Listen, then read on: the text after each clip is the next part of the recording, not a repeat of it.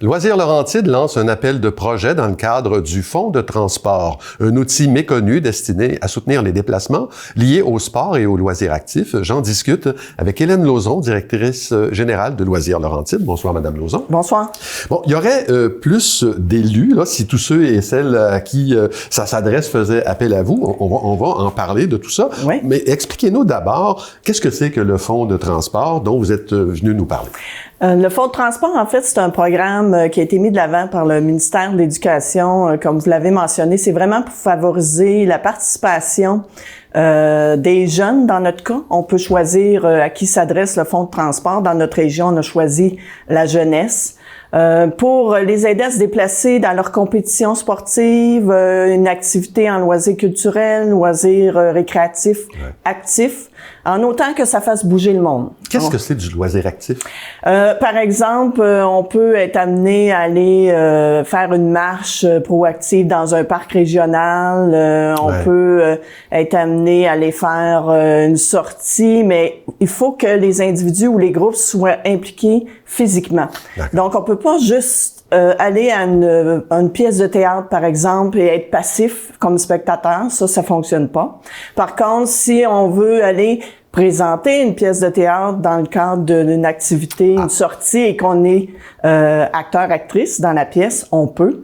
Même chose pour le sport, faut être en compétition sportive pour pouvoir participer, avoir accès au fonds de transport. D'accord. Bon, ça s'adresse à des clubs, des organismes, mais aussi à des individus. Quel type d'individu peut profiter de ça?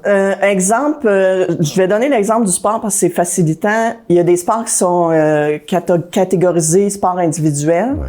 Donc, un parent ou un jeune adulte athlète pourrait demander en son nom personnel pour se rendre à sa compétition personnelle. Même chose, par exemple, si c'est un jeune qui est en loisir culturel, qui doit se rendre à un colloque auquel il participe comme participant actif, pourrait demander en son nom. C'est pas obligé d'être un club organisé ou un groupe organisé ou une école, par exemple, qui demande pour plusieurs personnes. Et ça se décline en deux volets, ça, qui sont liés aux distances de déplacement. Exactement. Donc, il y a deux volets. Le premier, c'est 100 km et plus à l'aller. Donc, c'est le critère principal là, donc pour être éligible pour avoir accès au fonds de transport. Le deuxième volet, c'est un volet que Loisirs Laurentides a ouvert, qui est 99 km et moins. Celui-là s'adresse aux écoles en particulier, mais seulement pour le plein air, loisirs culturels.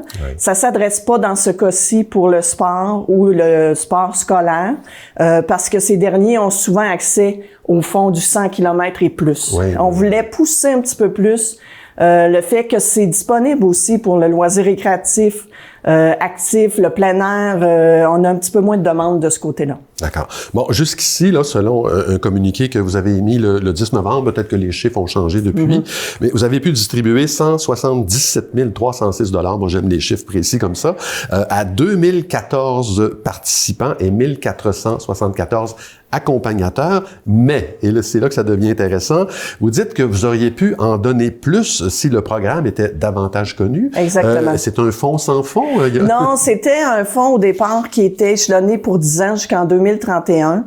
Il y a eu un changement de direction là, du ministère. Il est disponible présentement jusqu'en 2027. Donc, pour nous, c'est le 31 mars 2027. Donc, tous les sous qu'on avait à ce jour pour le fonds sur 10 ans sont maintenant ramenés sur 2 ans. Donc, ça fait beaucoup de sous de disponibles et on cherche, de là l'appel de projet, on cherche à ce qu'il y ait plus de monde qui soit au courant, qui puisse en profiter le temps que le fonds existe. Oui, puis ça peut aller jusqu'à une aide de 10 000 $, hein? Oui, dans le cas de l'appel de projet, pour faciliter, surtout pour les clubs, les groupes, les associations, souvent ils ont plus d'une activité dans la même année.